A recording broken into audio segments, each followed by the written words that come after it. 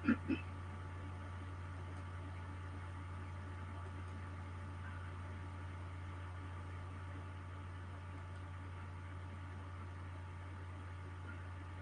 and welcome to Filler Form. I am Ali Akhtar, sociology teacher at Filler Form. तो अभी हम लोग unit 3 जो कि है सोशोलॉजिकल कॉन्सेप्ट उसी को कर रहे हैं, उसी को कंटिन्यू करेंगे। 2 मिनट वेट करते हैं, सारे लोग ज्वाइन कर लें, उसके बाद स्टार्ट करते हैं।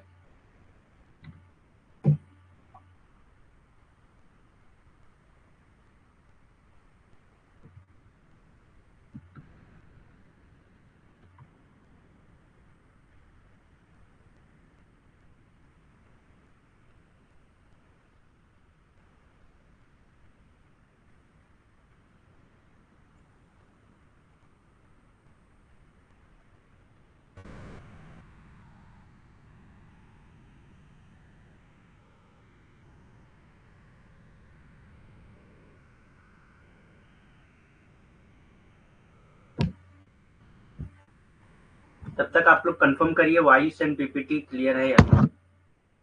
Confirm that voice and PPT clear और not.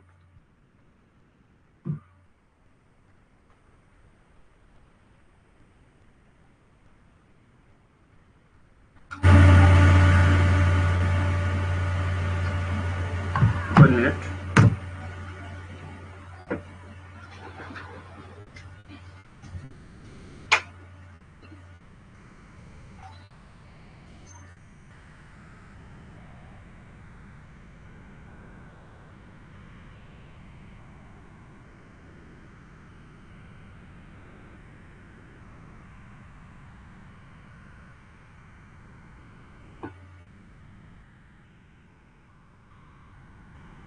Confirm that voice and PPT clear or not. Good evening all.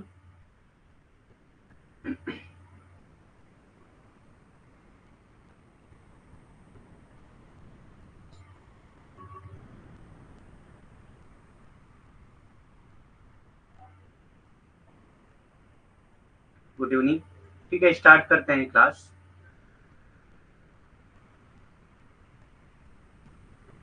सो जिन्होंने अभी तक फिलर फॉर्म ज्वाइन नहीं किया है उनके लिए अनाउंसमेंट है कि वो मेरा रेफरल कोड यूज कर सकते हैं जो कि है अलीम10, जिसको यूज करने पे आपको एक्स्ट्रा 10% का डिस्काउंट मिल जाएगा। तो आपके फ्रेंड्स एंड रिलेटिव में जो भी अभी तक फिलर फॉर्म ज्वाइन नहीं किए हैं और यूजीसी नेट जेआरएफ की तैयारी करना चाहते हैं, सो आप इसको ये रेफरल कोड रेफर कर सकते हैं।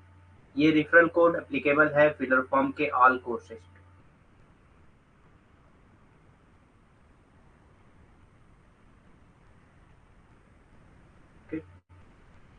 तो स्टार्ट करते हैं। हमारी डेली क्लासेस जो है वो 3 PM पे होती हैं। इन केस अगर 3 PM पे कोई क्लास नहीं हो पाती है तो क्लास 8 PM पे होती है। स्टार्ट करते हैं क्लास। सबसे पहले आता है, हम लोगों ने कल जो है आइडेंटिटी के बारे में पढ़ रहे थे, हम लोग उसी को कंटिन्यू करेंगे हम लोग।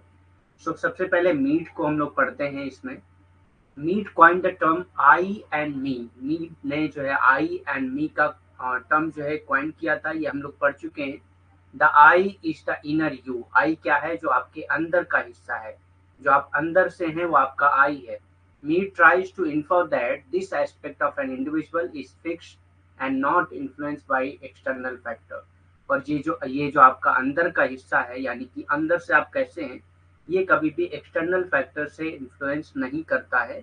मीट ये इसको बताना चाहते हैं कि आई जो है वो आपका अंदर से आप कैसे हैं ये शो करता है, और ये कभी भी एक्सटर्नल फैक्टर से इन्फ्लुएंस नहीं होता है। ये कभी भी एक्सटर्नल फैक्टर से इन्फ्लुएंस नहीं होता है। ठीक। मीड ने मैं और मैं का शब्द गढ़ा है। मैं आंतरिक आप है, यानी कि जो आपके अंदर का आंतरिक हिस्सा है वो मैं कहलाता है। मीड ये अनुमान लगाने की कोशिश करते हैं कि किसी व्यक्ति का ये पहलू स्थिर है और बाहरी कारकों से प्रभावित नहीं होता है। तो ये कहते हैं कि जो किसी व्यक्ति का जो आंतरिक पहलू होता है वो स्थिर होता है और ये किसी भी बाहरी पहलुओं से, बाहरी कारकों से प्रभावित नहीं होता है। ये किसी भी बाहरी कारकों से प्रभावित नहीं होता है। The self is the part of your identity. और सेल्फ क्या है? Is the part of your identity, आपके आइडेंटिटी का पार्ट होता है। सेल्फ जो है आपके आइडेंटिटी का पार्ट होता है। That can change and is influence by other factor, जो चेंज हो सकता है। ये आई की तरह नहीं है कि चेंज ना हो, सेल्फ चेंज हो सकता है और बाहर के फैक्टर से यानी कि दूसरे फैक्टर से इन्फ्लुएंस भी हो सकता है। ठीक, the self is the part of your identity that can change and is influenced by other factors. स्वयं आपकी पहचान का हिस्सा होता है और जो बदल सकता है, यानी कि जिसमें परिवर्तन आ सकता है, जो बदल सकता है, और जो अन्य कारक हैं यानी कि बाहरी कारक हैं उससे प्रभावित भी हो सकता है।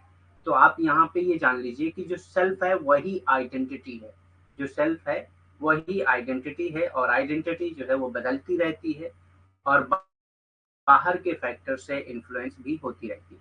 ठीक, Giddens and Suttons argues that there are two identities. Giddens and Sutton's कहते हैं कि दो तरह की आइडेंटिटीज होती हैं। ठीक, गिडेंस और सटन का तर्क है कि दो तरह की पहचान होती है। कौन कौन सी? सबसे पहले आता है प्राइमरी आइडेंटिटी। सबसे पहले आता है primary identity formed in early socialization by factors, example family, these are more fixed. ठीक, तो ये आपके जो अर्ली ईयर्स होते हैं, आपके पूरे लाइफ के जो अर्ली ईयर्स होते हैं, उस टाइम पे जो सोशलाइजेशन होता है उस वक्त आपका प्राइमरी आइडेंटिटी बनती है। उस वक्त आपकी क्या है? प्राइमरी आइडेंटिटी बनती है। जैसे कि फैमिली द्वारा ये आपकी फैमिली आइडेंटिटी बनाई जाती है और ये ज्यादातर फिक्स्ड होती है। ये कभी भी ये ज्यादातर फिक्स होती है और चेंज नहीं होती है। आइडेंटिटी पढ़ा रहे हैं, जो कल हम लोगों ने आइडेंटिटी पढ़ा था उसी को कंटिन्यू कर रहे हैं।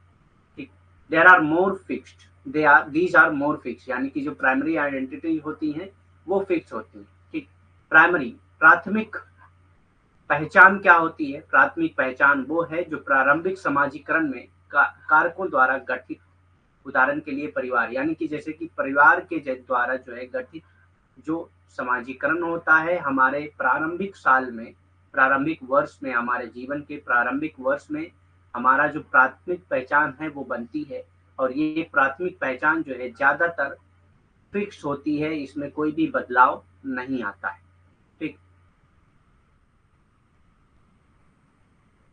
उसके बाद आता है सेकेंडरी आइडेंटिटी। सेकेंडरी आइडेंटिटी क्या होती है?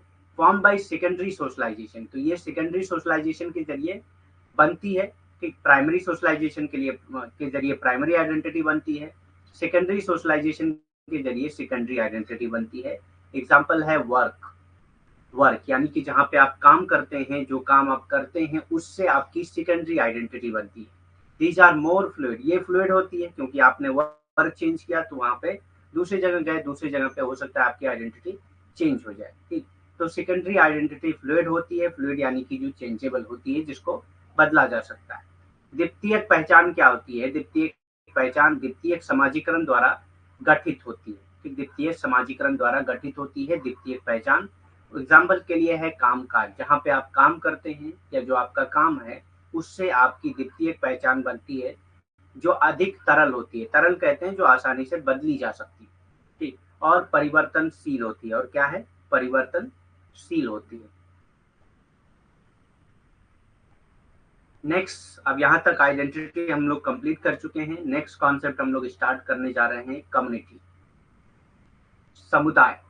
कम्युनिटी क्या होती है या समुदाय क्या होती है? हम सोशोलॉजी में अक्सर सुनते रहते हैं सोशल कम्युनिटी, कम्युनिटी सोसाइटी, ये सारी चीजें हम लोग सुनते रहते हैं। तो कम्युनिटी का मतलब क्या है, कम्युनिटी है क्या, वो हम लोग देखते हैं।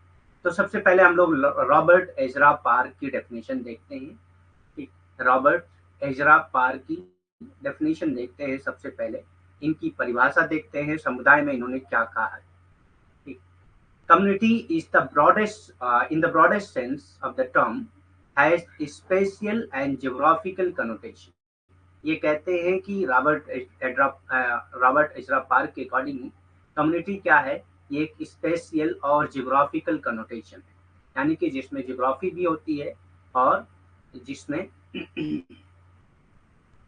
एक स्पेस भी होता है। ठीक, community is the in the broadest sense of the term has a spatial and geographical connotation. समुदाय शब्द के व्यापक अर्थ में अगर समझे जाए समुदाय को, तो एक स्थानिक और भौगोलिक अर्थ होता है। तो ये क्या है, एक स्थानिक और भौगोलिक अर्थ होता है इसमें। ठीक, इसका मतलब क्या है, this geographical conception of community involves the idea of a definite and permanent occupation of given territory. यानी कि सिंपल बात ये है कि जो कम्युनिटी होती है उसकी एक फिक्स टेरिटरी होती है। ठीक, जो कम्युनिटी होती है उसकी एक फिक्स टेरिटरी होती है, but community is not a mayor geographical expression. लेकिन आप इसको ये नहीं कह सकते कि ये सिर्फ एक जियोग्राफिकल एक्सप्रेशन है, बल्कि इसके अलावा भी बहुत सारी चीजें कम्युनिटी में होती हैं। समुदाय की इस भौगोलिक अवधारणा में किसी दिए गए क्षेत्र के निश्चित और अस्थायी कब्जे का विचार शामिल है। यानी कि आप सिंपल ये बात समझिए कि समुदाय के पास एक निश्चित स्थान होता है, क्षेत्र होता है। समुदाय के पास एक निश्चित स्थान और क्षेत्र होता है, लेकिन आप ये नहीं कह सकते कि समुदाय केवल एक भौगोलिक अभिव्यक्ति नहीं है। ठीक, समुदाय जो है एक केवल भौगोलिक अभिव्यक्ति नहीं है, बल्कि बहुत सारी चीजें समुदाय में होती हैं। ठीक, अकॉर्डिंग टू बोगार्डस, बोगार्डस किस तरह से डिफाइन करते हैं कम्युनिटी को। ठीक, तो बोगार्डर किस तरह से परिभाषित करते हैं कम्युनिटी को वो देखते हैं। तो इनकी जो बुक है सोशियोलॉजी, जो 1952 में पब्लिश हुई, a community is a social group, उसी में ही लिखते हैं कि a community is a social group. क्या है, एक सोशल ग्रुप है with some degree of we feeling, जिनके पास कुछ डिग्री होती है वी फीलिंग की। यानी कि आपस में इनके बीच में वी फीलिंग होती है, हम वाली फीलिंग होती है। ठीक, and living in a given area, यानी कि एक गिवन एरिया में रहते हैं, एक टेरिटरी इनकी फिक्स होती है। ठीक, तो a community is a social group with some degree of we feeling and living in a given area. Bogardus ने परिभाषित किया है समुदाय को अपनी पुस्तक समाजशास्त्र, जो 1952 में प्रकाशित हुई थी। उनके अनुसार क्या है, एक समुदाय एक सामाजिक समूह है जिसमें कुछ हद तक हम महसूस करते हैं। ठीक, समुदाय क्या है, एक सामाजिक समूह है जिसमें कुछ हद तक हम ये हम वाली फीलिंग महसूस होती है, कुछ हद तक हम महसूस करते हैं। हम मतलब कि हम लोग आपस में एक हैं। ठीक, इस तरह से महसूस करते हैं। और एक निश्चित क्षेत्र होता है, और समुदाय का क्या है, एक निश्चित क्षेत्र होता है। तो हर डेफिनेशन में आता है कि एक निश्चित क्षेत्र होता है, यानी कि कम्युनिटी के लिए एक गिवन टेरिटरी होना सबसे ज्यादा जरूरी है। एक निश्चित क्षेत्र होना किसी भी समुदाय के लिए सबसे ज्यादा जरूरी होता है। ठीक, मैकाइवर एंड पेज ने किस तरह से डिफाइन किया है कम्युनिटी को। Whenever the member of any group, ये कहते हैं कि whenever the members of any group small और लार्ज, चाहे ग्रुप हो स्मॉल चाहे ग्रुप हो लार्ज, लिव टुगेदर, एक साथ रहते हों, in such a way that they share not this और that particular interest but the basic condition of life. यानी कि एक पार्टिकुलर इंटरेस्ट को ही सिर्फ नहीं शेयर करते हैं ये आपस में, बल्कि जो भी बेसिक कंडीशन ऑफ लाइफ होती है उन सारी चीजों को शेयर करते हैं आपस में। तो इसी को कम्युनिटी कहा जाता है। We call that group a community, हम उस ग्रुप को कम्युनिटी कहते हैं। इस तरह से मैकाइवर एंड पेज ने डिफाइन किया है कम्युनिटी को। तो याद रखिएगा। ठीक, क्योंकि हर डेफिनेशन याद करना आपके मतलब इस तरह से पॉसिबल नहीं है कि हर आदमी पूरी डेफिनेशन याद कर ले। तो बहुत सारे की पॉइंट्स भी आपको मिल जाते हैं डेफिनेशन से। जैसे यहाँ पे क्या है, एनी ग्रुप स्मॉल और large live together in such a way that they share not this और that particular interest but the basic condition of life. यानी कि आपस में ये basic condition of life share करते हो।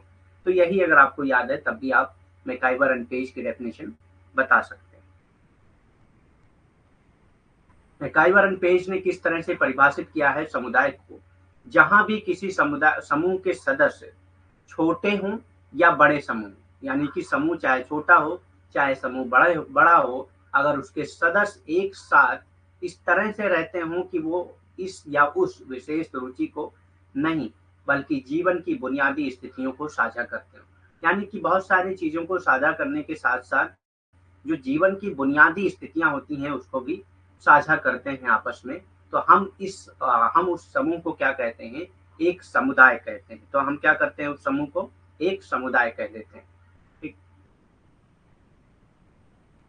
Eight other place they have defined it as, दूसरी जगह पे इन्होंने कम्युनिटी को कैसे डिफाइन किया है, मैकाइवर एंड पेज ने ही।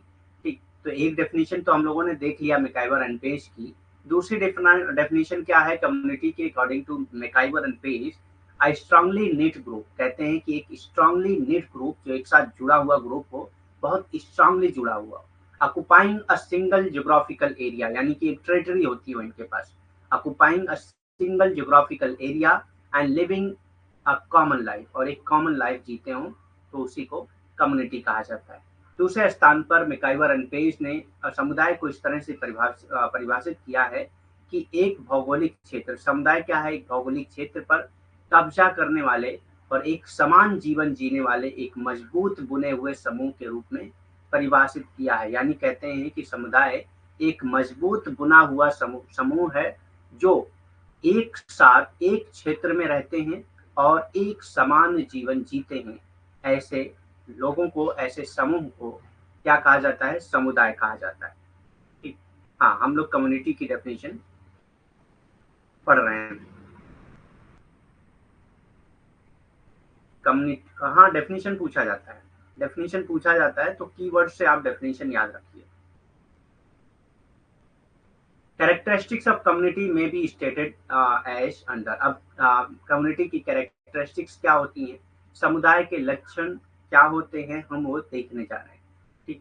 अ ग्रुपिंग ऑफ पीपल, इसमें क्या होता है? ग्रुपिंग ऑफ पीपल होता है, किसी एक आदमी से कम्युनिटी नहीं बनती है, बल्कि ग्रुप ऑफ पीपल से कम्युनिटी बनती है। लोगों का एक समूह होता है, किसी एक व्यक्ति से समुदाय नहीं बनता है, बल्कि समूह होना चाहिए लोगों का, तभी समुदाय बनेगा। तो सबसे पहले किसी भी कम्युनिटी को होने के लिए ग्रुप ऑफ पीपल होना जरूरी है, लोगों का समूह होना जरूरी है। A a delimited geographical area or locality not much applicable to modern community। ठीक, एक फिक्स जियोग्राफिकल एरिया होना चाहिए जहाँ पे वो रहते हों, यानी कि एक फिक्स टेरिटरी होनी चाहिए जहाँ पे वो रहते हों, लेकिन ये मॉडर्न कम्युनिटीज के लिए एप्लीकेबल नहीं होता है आमतौर पे। ठीक, क्योंकि मॉडर्न कम्युनिटी जो पाई जाती हैं उसमें जियोग्राफिकल एरिया फिक्स नहीं होती है, एक सीमांकित भौगोलिक क्षेत्र या इलाका, एक सीमांकित भौगोलिक क्षेत्र होना चाहिए। ठीक, एक फिक्स भौगोलिक क्षेत्र होना चाहिए जिस पे वो समुदाय रह रहा हो, लेकिन ये आधुनिक समुदाय के लिए अधिक लागू नहीं होता है, यानी कि आधुनिक समुदाय के लिए जरूरी नहीं है एक भौगोलिक क्षेत्र होना।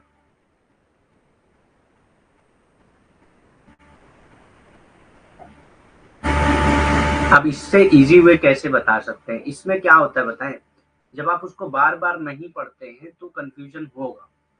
ठीक, एक बार जब आप उसको पढ़ेंगे तो कंफ्यूजन होगा। हर चीज, हर थिंकर को बहुत ध्यान से आपको पढ़ना होगा, तभी आप उसको क्लियर कर पाएंगे। ठीक, जैसे आप कम्युनिटी है तो कम्युनिटी में अलग अलग डेफिनेशन, उसके कीवर्ड्स आप याद रखिए, फिर दूसरे वर्ड्स आ जा रहे हैं, दूसरे कॉन्सेप्ट आते हैं, उसके कीवर्ड्स याद रखिए। तो बहुत ज्यादा नहीं होते हैं, उसकी बस वजह ये है कि आप बार बार उसको पढ़ना है आपको। ठीक, अब इससे इसी तरीका क्या होगा कि मैं कीवर्ड्स बता दे रहा हूँ, डेफिनेशन पूरी नहीं याद करना है आपको। ठीक, अब इससे आसान तो कुछ नहीं हो सकता कि आप एक वर्ड खाली एक लेटर याद कर लीजिए, उससे डेफिनेशन पता चल जाएगी, तो ऐसा तो नहीं होने वाला है।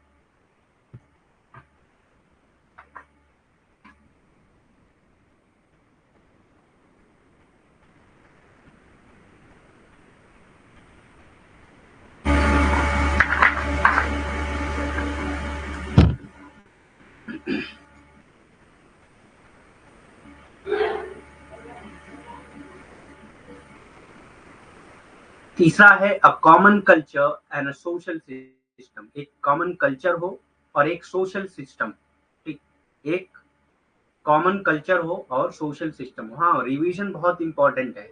आप अगर एक चीज को 4 बार 5 बार पढ़ लेते हैं तो आपको फिर खुद ही एहसास होने लगेगा कि अब मुझको इसको दोबारा पढ़ने की जरूरत नहीं है, क्योंकि अब मुझे समझ में आने लगा। ठीक, और इसमें मेन चीज होती है कि आपको क्वेश्चन ज्यादा से ज्यादा सॉल्व करना है। ठीक, क्वेश्चन सबसे ज्यादा आपको इसमें इम्पोर्टेंट है, निर्धारित को क्वालिफाई करने के लिए आपको क्वेश्चन सबसे ज्यादा से ज्यादा सॉल्व करना है। जिसमें मैंने बताया था कि आप एक बुक ले लीजिए, एंड अरिहंट की आती है सॉल्व क्वेश्चन पेपर की बुक। ठीक, ये ले लीजिए, इससे क्वेश्चन पूरे आप सॉल्व करिए, उससे बहुत ही आपको हेल्प मिलती है।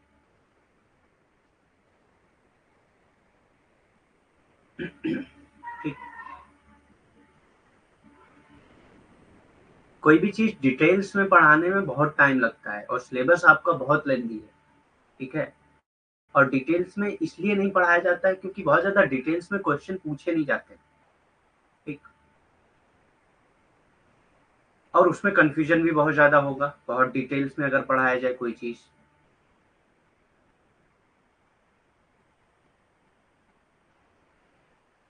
हाँ, उसमें सारी चीज़ें भी होती हैं, थ्योरी भी होती हैं और सबसे सही है कि अगर आपने वो क्वेश्चन बुक लिया है तो क्वेश्चन के नीचे ही उसका एक्सप्लेनेशन दिया होता है, तो वो बहुत हेल्प करता है आपको,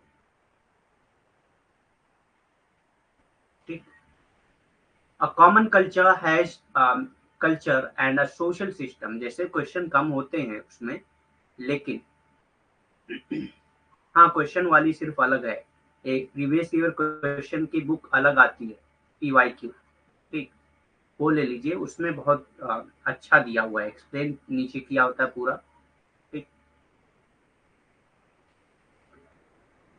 सो अ कॉमन कल्चर, एक कम्युनिटी का क्या होता है, कॉमन कल्चर होता है एंड अ सोशल सिस्टम, और एक कॉमन सोशल सिस्टम होता है विच ऑर्गेनाइजेस देयर एक्टिविटीज, जो उनकी एक्टिविटीज को ऑर्गेनाइज करता है, ठीक? एक समान संस्कृति और एक सामाजिक व्यवस्था जो उनकी गतिविधियों को का आयोजन करती है। तो इसमें क्या होता है, एक समान संस्कृति होती है और एक सामाजिक व्यवस्था होती है जो उनकी गतिविधियों का आयोजन करती है। तो ये भी एक कम्युनिटी का लक्षण है, एक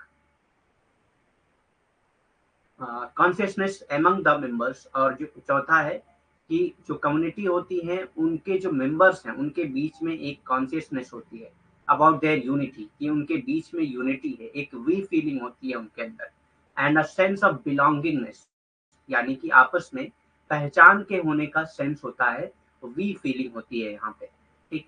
समुदाय में उनकी एकता और अपनेपन की भावना होती है, समुदाय के जो सदस्य होते हैं उनके बीच में एकता और अपनेपन की भावना होती है, हम वाली भावना होती है कि हम हैं, ठीक? एक साथ हम लोग हम हैं, ठीक? उसके बारे में जागरूकता होती है, ठीक?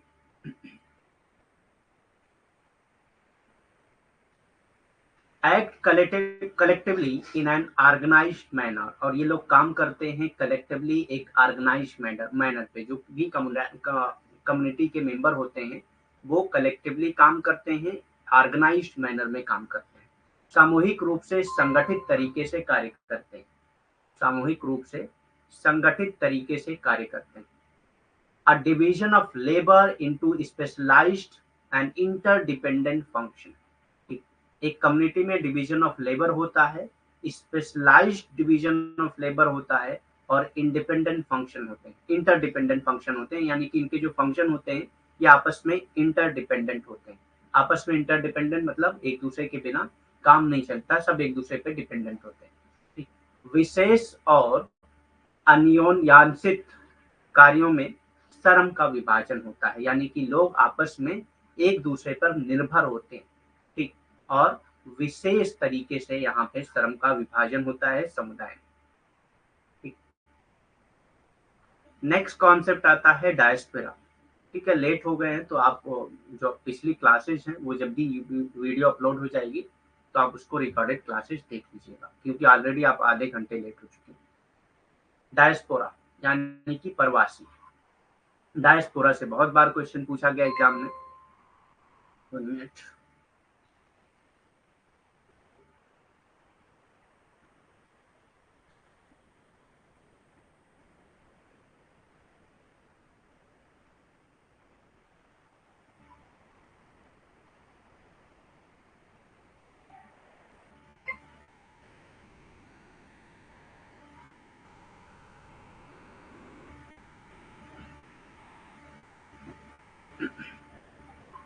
डायस्पोरा क्या होता है? Diaspora is a community, diaspora क्या है, एक कम्युनिटी ऑफ पीपल है, यानी कि लोगों की एक कम्युनिटी है फ्रॉम द सेम होमलैंड, जो एक होमलैंड से होते हैं, यानी कि एक ही जगह से बिलोंग करते हैं, हु हैव बीन स्कैटर्ड और have migrated to other land, जो स्कैटर्ड हो जाते हैं या माइग्रेट कर जाते हैं दूसरी जगह पे, जो स्कैटर्ड हो जाते हैं या माइग्रेट कर जाते हैं दूसरी जगह पे, ऐसे लोगों की कम्युनिटी को डायस्पोरा कहा जाता है। जैसे बहुत सारी कम्युनिटीज होती हैं, बहुत सारे डायस्पोराज होते हैं। मान लेते हैं कि एक एग्जांपल से अगर समझते हैं, कहीं पे अगर वार होता है, ठीक, तो वहाँ के लोग जो है मूव कर जाते हैं दूसरी जगह पे, या फ्लड्स आ गए या कोई भी मतलब नेचुरल कैलेमिटीज भी आ गई, तो वहाँ के लोग जो है यहाँ से अपने होमलैंड को छोड़ के दूसरी जगह पे जाके बस जाते हैं। तो यहाँ के लोग हैं, यहाँ पे जाके बस रहे हैं। अब यहाँ पे चूंकि और भी लोग हैं आसपास, ठीक, तो ये लोग क्या करते हैं, अपनी एक कम्युनिटी बना लेते हैं। अपनी क्या है, एक कम्युनिटी बना लेते हैं। इसी को डायस्पोरा कहा जाता है। इसी को डायस्पोरा कहा जाता है कि ऐसे लोगों का समूह होता है, ऐसे लोगों की कम्युनिटी होती है जो सेम होमलैंड से बिलोंग करते हैं, ठीक, लेकिन दूसरी जगह पे जाके रह रहे हैं। तो diaspora is a community of people from the same homeland who have been scattered और have migrated to other land, जो स्कैटर्ड हो चुके हैं और दूसरी जगह पे माइग्रेट कर जाते हैं। जैसे कि इंडिया से बहुत से लोग जो है सऊदी अरबिया,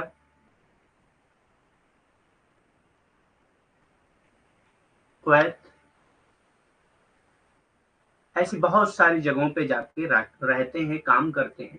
तो वहां पे जाके चूंकि ये जो इंडियन है, मान लेते हैं सऊदी अरबिया में जो लोग रह रहे हैं, ठीक, जो इंडियन है वो सऊदी अरबिया में अगर एक साथ मिल के एक कम्युनिटी बना लेते हैं, ठीक, यानी कि आपस में जब मिलते हैं तो एक तरह की वही फीलिंग होती है उनके बीच में। आप कहीं पे भी बाहर जाते हैं तो कोई इंडियन अगर आपको मिल जाता है तो आपको लगता है कि वो अपना है, ठीक, एक अपनेपन की भावना होती है। तो यही तो कम्युनिटी की वो है, कैरेक्टरिस्टिक्स है, ठीक। सो ये क्या कहलाएगा, डायस्पोरा कहलाएगा, क्योंकि सेम होमलैंड से है और दूसरी जगह पे जाके रह रहे हैं, ठीक। डायस्पोरा यानी कि प्रवासी एक ही मातृभूमि के लोगों का एक समुदाय है। एक ही मातृभूमि यानी कि ये जो लोग हैं वो एक ही मातृभूमि से संबंध रखते हैं, जो बिखर गए हैं और अन्य भूमि पर चले गए हैं, ठीक, जो बिखर गए हैं और दूसरी जगह पे जाके रह रहे हैं। ऐसे लोगों को ऐसे लोगों को प्रवासी कहा जाता है, ठीक।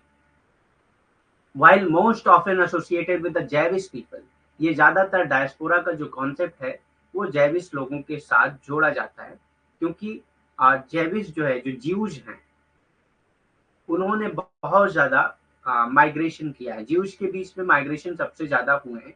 ज्यूज में सबसे ज्यादा माइग्रेशन हुए, ठीक, ज्यूज में सबसे ज्यादा माइग्रेशन हुए, ठीक। ये लोग जाके दूसरी जगह पे बसते हैं और वहां पे एक कम्युनिटी बना लेते हैं, ठीक।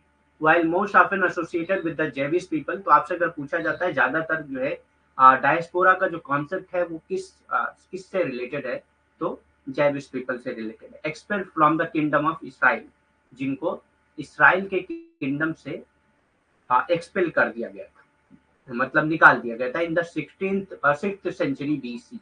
6th सेंचुरी बीसी में the diaspora of many ethnic group is found around the world, और कई सारे इथनिक ग्रुप के डायस्पोरा पाए जाते हैं पूरे दुनिया में, ठीक, पूरे दुनिया में कई भी बहुत सारे इथनिक ग्रुप के डायस्पोरा पाए जाते हैं। जबकि छठी शताब्दी में ईसा पूर्व, छठी शताब्दी ईसा पूर्व में इसराइल के साम्राज्य से विकसित यहूदी लोगों के साथ अक्सर जोड़ा जाता है। यानी कि जो इसराइल के समाज से निष्कासित, विकसित नहीं, निष्कासित यहूदी लोगों के साथ ये कॉन्सेप्ट जोड़ा जाता है।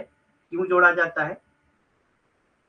क्योंकि ये जो है वहां से निष्कासित कर दिए गए थे इसराइली साम्राज्य से, और अलग अलग जगह पे जाके अपने अपने समुदाय बना लिया इन्होंने, ठीक। तो इसीलिए ये ज्यादातर जो डायस्पोरा का कॉन्सेप्ट है, प्रवासी का जो अवधारणा है, वो इन्हीं के साथ जोड़ा जाता है। और आज दुनिया भर में कई जातीय समूह के डायस्पोरा यानी कि प्रवासी पाए जाते हैं, ठीक। On this basis Cohen identified 5 types of diaspora, यानी कि कोहेन ने 5 तरह के डायस्पोरा को आइडेंटिफाई किया है कि 5 तरीके के डायस्पोरा होते हैं। इस आधार पर कोहेन ने 5 प्रकार के डायस्पोरा की पहचान की। तो आप एक चीज याद रखिएगा कि अगर आपसे पूछा जाता है कि सबसे ज्यादा जो है आ, कौन सी कम्युनिटी के बीच में डायस्पोरा पाया जाता है, कौन सी कम्युनिटी का सबसे ज्यादा डायस्पोरा पाया जाता है, तो ज्यूज कम्युनिटी का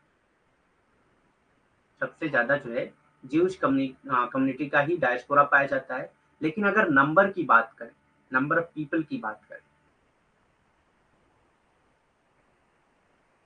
ठीक, अगर सिर्फ कम्युनिटी की आप बात करते हैं कि कौन सी कम्युनिटी में सबसे ज्यादा होता है, तो ज्यूश में सबसे ज्यादा होता है। लेकिन नंबर ऑफ पीपल की बात करेंगे तो इंडियन है, इंडियन लोग सबसे ज्यादा बाहर जाके रहते हैं। ठीक, तो 5 तरह के डायस्पोरा की बात किया है, आइडेंटिफाई किया है कोहेन ने 5 प्रकार के डायस्पोरा की पहचान किया है। सबसे पहले आता है विक्टिम डायस्पोरा। सबसे पहले इसमें आता है विक्टिम डायस्पोरा। विक्टिम किसको कहते हैं? जो सताए गए हों, जो परेशान हुए हों, ठीक, और उसकी वजह से बाहर चले गए हों, चाहे नेचुरल कैलेमिटीज की वजह से, चाहे वहाँ की गवर्नमेंट्स के जरिए, किसी भी जरिए अगर वो सताए गए हों या किसी वजह से वहां से निकल के भाग गए हों अपने होमलैंड से और दूसरी जगह पे जाके रह रहे हों, तो ऐसे लोगों को विक्टिम डायस्पोरा कहा जाता है। ठीक, हाँ, यहूदी है। Example classic diaspora post into exile such as the Jews, जैसे ज्यूज को बाहर कर दिया गया, भगाया गया। ठीक, इनको फोर्स किया गया कि वो वहां से भाग जाए। अफ्रीकन को फोर्स किया गया कि वहां से भाग जाए। आर्मेनियन को फोर्स किया गया कि वहां से भाग जाए। तो ये सब जो है क्या है, इनको मजबूर किया गया कि वो अपने होमलैंड को छोड़कर दूसरी जगह पे जाके रहें। तो ये विक्टिम डायस्पोरा कहते हैं, कहलाते हैं। ठीक, तो विक्टिम डायस्पोरा के एग्जाम्पल अगर आपसे पूछता है तो जैविश डायस्पोरा, अफ्रीकन डायस्पोरा और आर्मेनियन डायस्पोरा। ठीक, पीड़ित डायस्पोरा, यानी कि पीड़ित से आप समझ रहे हैं जिनको पीड़ित किया गया हो, वो जो अपने जो मातृभूमि है उसको छोड़ के भागने के लिए उनको मजबूर किया गया हो। ठीक, तो ऐसे लोगों को, ऐसे डायस्पोराज को पीड़ित डायस्पोरा कहा जाता है। उदाहरण के लिए यहूदी डायस्पोरा, यहूदी प्रवासी, अफ्रीकी प्रवासी और आर्मेनियाई प्रवासी। ठीक, जैसे क्लासिक डायस्पोरा को निर्वासन में मजबूर किया गया, यानी कि वो अपने मातृभूमि छोड़ के जाएं, इसके लिए उनको मजबूर किया गया। नेक्स्ट कॉन्सेप्ट आता है लेबर डायस्पोरा। लेबर के लिए जाते हैं, जैसे इंडियन जो है वो सऊदी अरबिया, कुवैत, ऐसे बहुत सारी कंट्रीज में जो है, खासतौर से जो गल्फ की कंट्रीज हैं वहां पे जाते हैं। ठीक, लेबर के लिए, ठीक, काम काज के लिए। तो एक तरह का ये भी लेबर डायस्पोरा भी होता है। ठीक, labour diaspora example mass migration in search of work. Mass migration होता है इन सर्च ऑफ वर्क, काम के तलाश में, एंड इकोनॉमिक अपॉर्चुनिटीज, और इकोनॉमिक अपॉर्चुनिटीज के लिए लेबर जो है मूव करते हैं, और मास माइग्रेशन होता है उसमें, such as the Indian and the Turkish diaspora. जैसे कि इंडियन और टर्किश डायस्पोरा। सबसे ज्यादा इंडियन जो है वो लेबर डायस्पोरा में, क्योंकि इंडिया से लेबर जो है बहुत ज्यादा कंट्रीज में फैले हुए हैं। ठीक, उसके बाद आता है टर्किश डायस्पोरा। टर्किश यानी कि टर्की से भी, अब तो इसका नाम टर्कीय हो गया है। ठीक, यहाँ से भी लोग जो है मूव करते हैं काम की तलाश में, इकोनॉमिक अपॉर्चुनिटीज के लिए। ठीक, श्रमिक प्रवासी क्या है? श्रम के लिए लोग जो है अपने मातृभूमि को छोड़कर दूसरी जगह जाते हैं। ठीक, जैसे कि इसका एग्जाम्पल है, उदाहरण के लिए काम की तलाश में बड़े पैमाने पर प्रवासन और भारतीय और तुर्की डायस्पोरा जैसे आर्थिक अवसर। ठीक, तो क्या है, उदाहरण अगर हम लोग लेते हैं तो भारतीय और तुर्की डायस्पोरा, जिसमें भारत से और तुर्की से लोग जो है श्रम की तलाश में दूसरी कंट्रीज में, दूसरे अपने मातृभूमि को छोड़ के दूसरी जगह पे जाके रहते हैं। ठीक, प्रवासन करते हैं।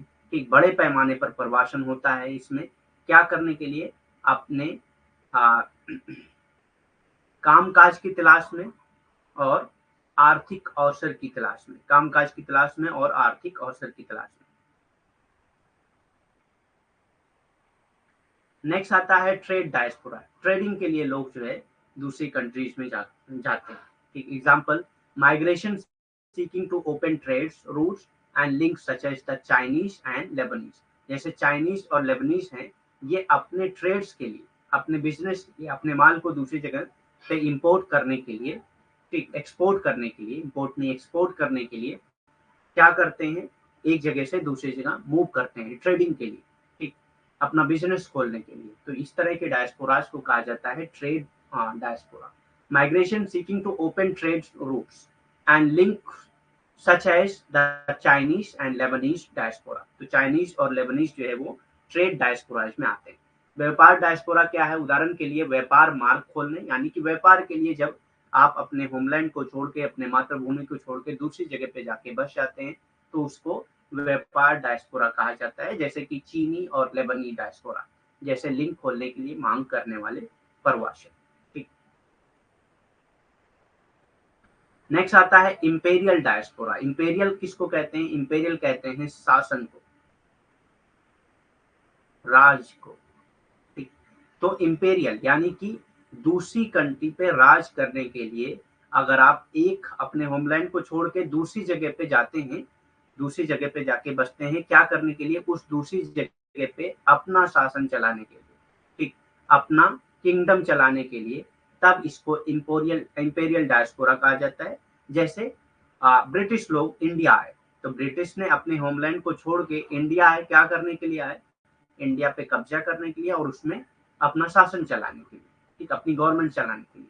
तो इसको क्या कहेंगे? Imperial diaspora. Example, migration among those keen to serve and maintain empires, जो अपने एम्पायर्स बनाने के लिए, एम्पायर्स को सर्व करने के लिए और मेंटेन करने के लिए मूव करते हैं अपने होमलैंड से दूसरी जगह पे, such as British and French diaspora, जैसे कि ब्रिटिश और फ्रेंच डायस्पोरा, जो अपने होमलैंड को छोड़ के दूसरी जगह पे गए सिर्फ इस वजह से कि लेबनान एक कंट्री है, ठीक, लेबनान एक कंट्री है, वहां के लोगों को लेबनीज कहा जाता है। ठीक, लेबनान एक कंट्री है, वहां के लोगों को लेबनीज कहा जाता है, जैसे इंडिया में जो रहते हैं जो लोग, उनको इंडियन कहा जाता है। ठीक। सो ब्रिटिश और फ्रेंच के लोग जो है अपने एम्पायर्स को मेंटेन और सर्व करने के लिए अपने होमलैंड को छोड़े, ठीक, इसीलिए इनको इंपेरियल डायस्पोरा कहा जाता है। ठीक। इंपेरियल डायस्पोराज उदाहरण के लिए ब्रिटिश और फ्रेंच डायस्पोरा जैसे साम्राज्यों की सेवा और रखरखाव के लिए, यानी कि ये किस लिए अपने मातृभूमि को छोड़ते हैं? साम्राज्यों की सेवा करने के लिए और उनके रखरखाव के लिए इच्छुक लोगों के बीच प्रवासन होता है। इसी को इंपेरियल डायस्पोरा या इंपेरियल प्रवासी कहा जाता है। ठीक।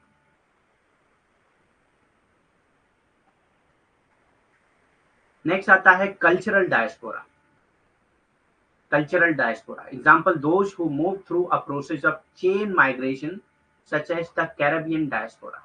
यहाँ पे चेन माइग्रेशन होता है। चेन माइग्रेशन होता है मतलब अपने कल्चर को फैलाने के लिए, या कल्चर, चूंकि इनका कल्चर जो है उनके होमलैंड में नहीं है, दूसरी जगह पे है, तो उस वजह से भी मूव करते हैं, अपने कल्चर को फैलाने के लिए ये इस तरह से अपने होमलैंड को छोड़ते हैं, जैसे कि कैरेबियन डायस्पोरा।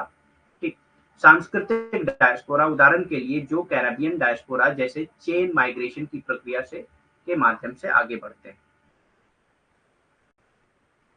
जैसे ब्रिटिश इंडिया में आए, तो ब्रिटिश इंडिया में जब आए तो ब्रिटिश इंडिया में अपने एम्पायर्स को बनाने के लिए आए ना, तो कुछ लोग ही तो रहे होंगे जो किंग रहे होंगे, इसमें कुछ लोग ही तो रहे होंगे जो किंग रहे होंगे।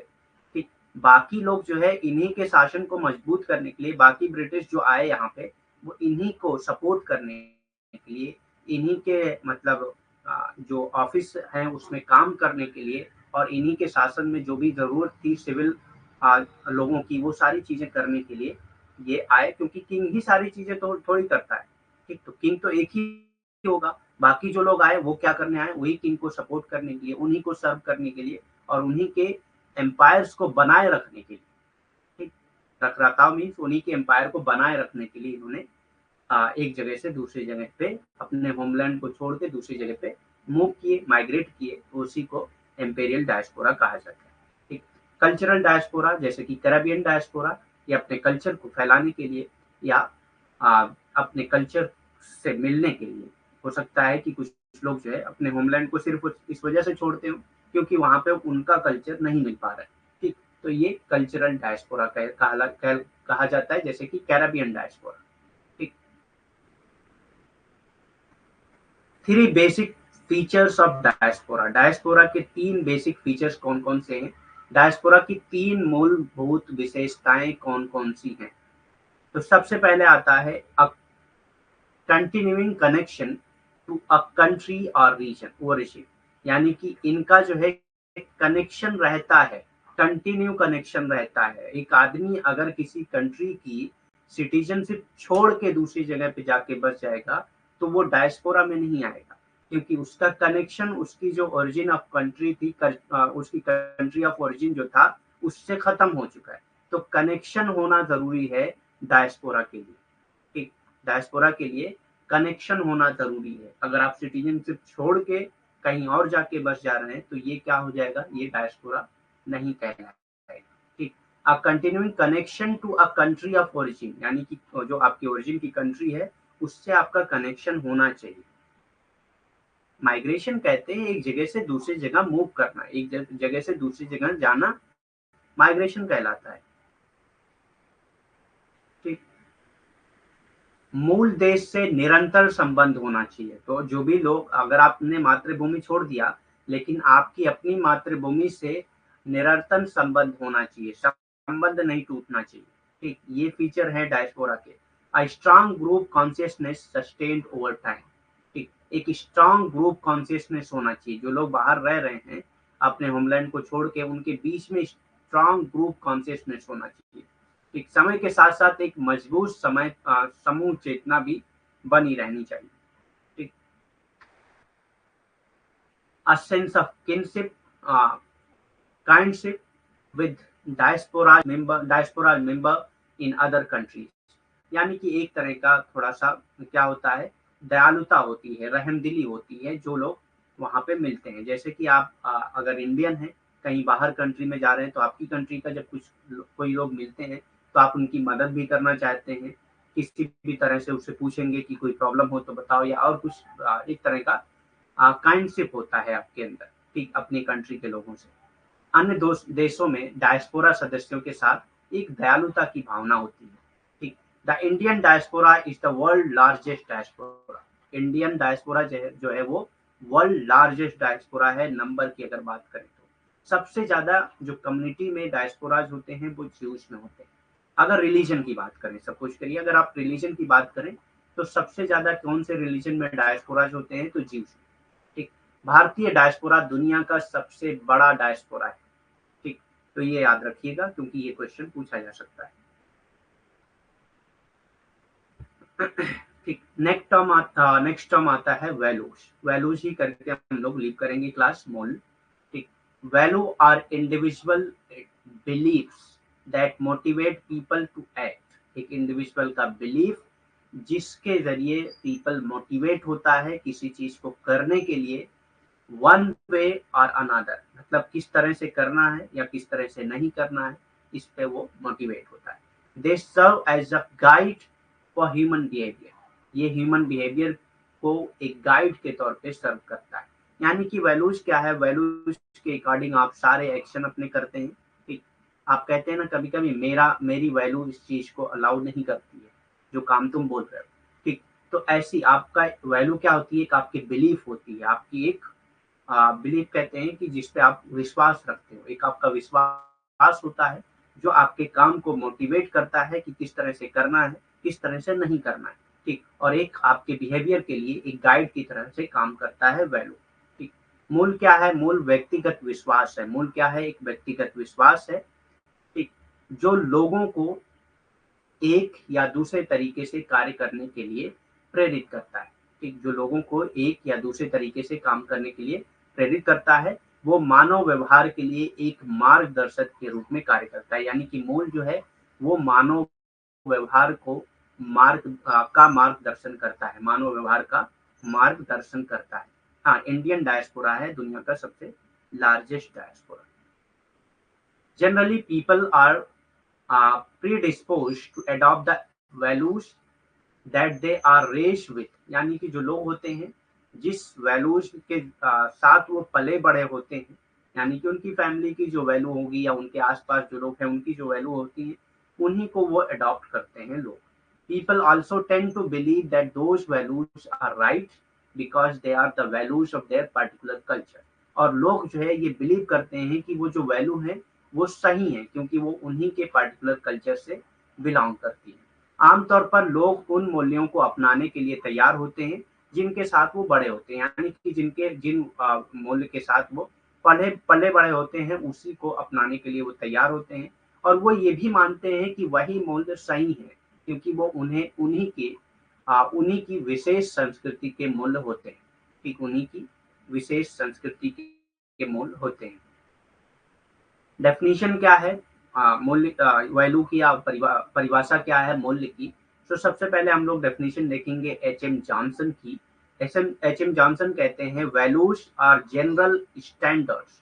वैल्यूज क्या है? जनरल स्टैंडर्ड्स हैं, तो ये आपका कीवर्ड हो जाएगा general standards, and may be regarded as higher order norm. इसको हायर ऑर्डर नॉर्म्स भी कहा जा सकता है, वैल्यूज को हायर ऑर्डर नॉर्म भी कहा जाता है। ठीक, आगे हम लोग नॉर्म्स भी पढ़ेंगे क्या होता है। एच.एम. जॉनसन मूल्य समान मानक है। ठीक, ये कहते हैं मूल्य क्या है? सामान्य मानक है, और इन्हें उच्च आदेश मानदंड भी माना जा सकता है। इन्हें उच्च आदेश मानदंड भी माना जा सकता है। ठीक,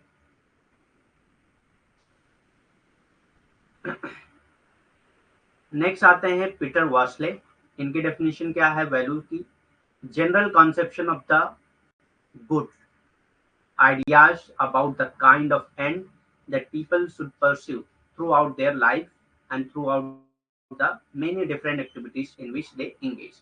यानी कि अपनी लाइफ में वो कौन सी एक्टिविटीज करते हैं, अपनी लाइफ में कौन कौन सी एक्टिविटीज में वो इंगेज होते हैं, उसमें क्या चीज सही है, इस बात ये जो है वैल्यू पे ही डिपेंड करता है। वैल्यू वही है कि वो जो बिलीव करता है, जो उसका कंसेप्शन है एक कि क्या चीज सही है, वही वैल्यू कहलाती है। ठीक, general conception of the good ideas about the kind of end that people should pursue throughout their life and throughout the many different activities in which they engage। ठीक, पीटर वास्ले कहते हैं अच्छे की समान अवधारणा, अच्छे की समान अवधारणा, यानी कि एक अच्छे की क्या चीज अच्छी है उसकी समान अवधारणा, उस तरह के लक्ष्यों के बारे में विचार जो लोगों को अपने पूरे जीवन और कई अलग अलग गतिविधियों में शामिल करना चाहिए जिसमें वो संलग्न है। यानी कि अच्छे की एक समान अवधारणा जो एक व्यक्ति अपने जीवन की जितनी भी गतिविधियां होती हैं उसमें शामिल करता है, उसी को क्या कहा जाता है? मूल्य कहा जाता है, पीटर वास्ले का कहना है। एम हेरलम्बस का क्या कहना है वैल्यू के बारे में? A value is a belief. Value क्या है? एक बिलीफ है that something is good. Belief है कि कोई चीज सही है, कोई चीज अच्छी है, एंड वर्थ वाइल है, जो कीमती है। It defined what is worth having and worth striving for. ये आपको बताता है कि क्या चीज जो है पाने योग्य है और क्या चीज पाने योग्य नहीं, ठीक, और किस चीज का प्रयास करना चाहिए, किस चीज को पाने का प्रयास करना चाहिए और क्या चीज पाना सही है। ठीक, एम हरलम्बस का कहना है कि एक मूल एक विश्वास है कि क्या अच्छा है, कुछ अच्छा है और सार्थक है, कुछ अच्छा है और सार्थक है, और ये परिभाषित करता है कि क्या पाने योग्य है और इसके लिए प्रयास करने योग्य है। क्या चीज पाना चाहिए और क्या चीज पाने के लिए प्रयास करना चाहिए। ठीक, function of values. Function of values क्या है जी? पीवाईक्यू लाएंगे हम लोग, थोड़ा सा टाइम लगेगा उसमें। हम लोग सोच रहे हैं कि डेट आ जाए उसी हिसाब से करते हैं, क्योंकि पीवाईक्यू करने के बाद क्या है कुछ दिनों बाद भूल भी जाता है। ठीक, तो लास्ट में पीवाईक्यू करने का फायदा आपको मिलेगा एग्जाम में। ठीक, फंक्शंस ऑफ वैल्यूज, मूल्यों के कार्य क्या होते हैं। ठीक, प्रोवाइड्स गोल और end for the member to aim for. यानी कि ये एक कोई किसी भी मेंबर को गोल या एंड प्रोवाइड करता है जिसके लिए वो काम करता है, जिसके लिए वो अपने लक्ष्य को निर्धारित करता है। ठीक, सदस्यों के लिए एक लक्ष्य के लिए लक्ष्य प्रदान करता है और ये लक्ष्य प्रदान करता है। ठीक, सदस्यों के लिए एक तरह से कह सकते हैं कि ये लक्ष्य प्रदान करता है और उसी के लिए वो अपने जीवन में काम करता है, उसी लक्ष्य को पाने के लिए। Provides for stabilities and uniformities in group interaction. ठीक, स्टेबिलिटीज और यूनिफॉर्मिलिटीज प्रोवाइड करता है ग्रुप के इंटरेक्शन में, क्योंकि सब लोगों की वैल्यू सेम होती है तो एक ही चीज के लिए लोग काम करते हैं। Hence create sense of belonging, जिसकी वजह से सेंस ऑफ बिलोंगिंगनेस होती है among people who shared commonly. जिनके बीच में कॉमन वैल्यूज होती हैं उनके बीच में सेंस ऑफ बिलोंगिंगनेस होती है। ठीक, समूह अंततः क्रिया में स्थिरता होती है और एकरूपता प्रदान करता है ये मूल। इसलिए आमतौर पर साझा करने वाले लोगों के बीच अपनेपन की भावना होती है, यानी कि जो मूल साझा करते हैं आपस में, उनके बीच में अपनेपन की एक भावना भी होती है। Bring legitimacy to the rules that govern specific activities। ठीक, किसी स्पेसिफिक एक्टिविटीज के लिए क्या रूल्स हैं उसको लेजिटिमेसी प्रोवाइड करता है। लेजिटिमेसी कहते हैं जिसको बहुत ज्यादा सही माना जाने लगे। ठीक, विशिष्ट गतिविधियों को नियंत्रित करने के लिए नियमों को वैधता प्रदान करता है। तो यानी कि जो विशिष्ट गतिविधियां होती हैं उसको नियंत्रित करने के लिए नियमों को वैधता प्रदान करता है मूल। Help to bring about some kind of adjustment between different sets of rule, यानी कि जो सेट्स ऑफ रूल हैं उनके बीच में एक एडजस्टमेंट प्रोवाइड करने की कोशिश करता है। नियमों के विभिन्न सेटों के बीच किसी प्रकार का समायोजन लाने की सहायता करता है। ठीक, differentiate between right and wrong and what is desirable and undesirable, ये बताता है कि क्या सही है, क्या गलत है, और क्या डिजायरेबल है और क्या अनडिजायरेबल है। नहीं, अभी नहीं आई है डेट, फॉर्म फिल करने की डेट अभी नहीं आई। सही और गलत के बीच में अंतर करना मूल्य होता है। मूल्य ही बताता है कि सही और गलत क्या है, उसके बीच में अंतर बताता है आपको, और क्या चीज वांछनीय है और क्या चीज अवांछनीय है, इसके बीच का अंतर भी ये बताता है आपको।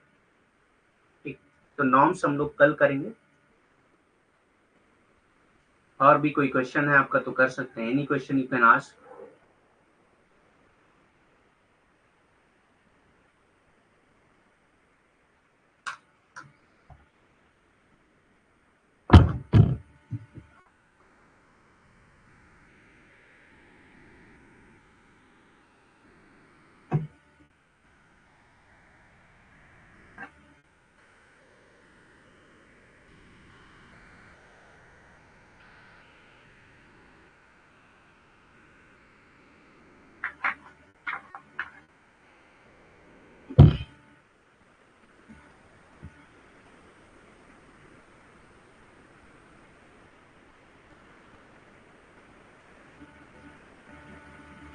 पेपर 2 का मैंने बताया कि आपको नोट्स के पीडीएफ पढ़ने हैं और एक बुक आपको लेना है अरिहंत की PYQ, सॉल्व क्वेश्चन पेपर की बुक आती है, वो लेना है और आपको जो पीडीएफ दी जा रही है वो पढ़ना है।